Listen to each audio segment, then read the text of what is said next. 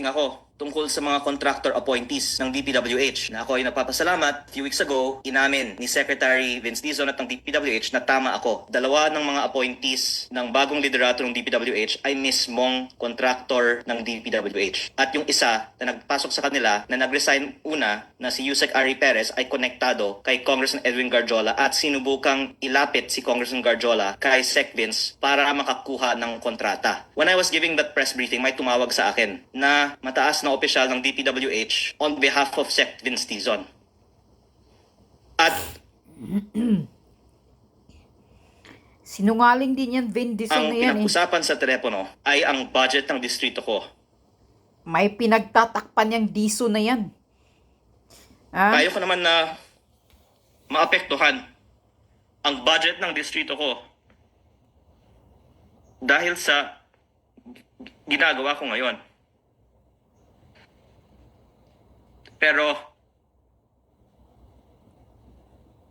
ako po ay nagtitiwala na dahil tama naman na malaman ng publiko Tama. ang budget ng bawat distrito. Yun na. Baka, The fact na tinawagan ako tungkol sa budget ng distrito ko sa gitna ng ating press con alone is proof na ang budget ay ina-allocate din for purposes other than the need of the districts. At minsan, ito nga din ay ginagamit bilang leverage over members of Congress. Pero nagtitiwala po ako na hindi maapektuhan ang budget ng distrito ko dahil sa ginawa ko ngayon. Vince Dizon, wag mo nang takpan ang amo mong kawatan. Yan Pero yun. yan pong dahilan na pinatawag ako noong October 16 sa gitna ng press briefing para ipaalala sa akin ang budget ng distrito ko.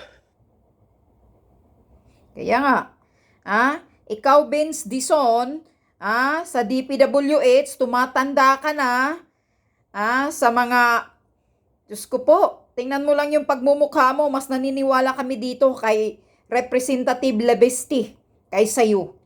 Kaya wag ka nang magsisinungaling. Alam namin at halata namin, may pinagtatakpan ka, Vince Dizon. Kaya wag mo nang i-deny ang mga pasabog na nilalabas nito si Representative Labesti, ang Yusek Cabral Files. Yan yun. Ito yun, mangyayari yan, Labesti. Dahil nagsasalita ka ngayon ng katotohanan, iipitin ka. Yan, ganyan. Basta mafia at sindikatong magnanakaw ang gobyernong bangag. Iipitin nila kung sino yung nagsasabi ng katotohanan. Huwag kang matakot, Representative Labesti. Nandito kami mga taong bayan sa likod mo.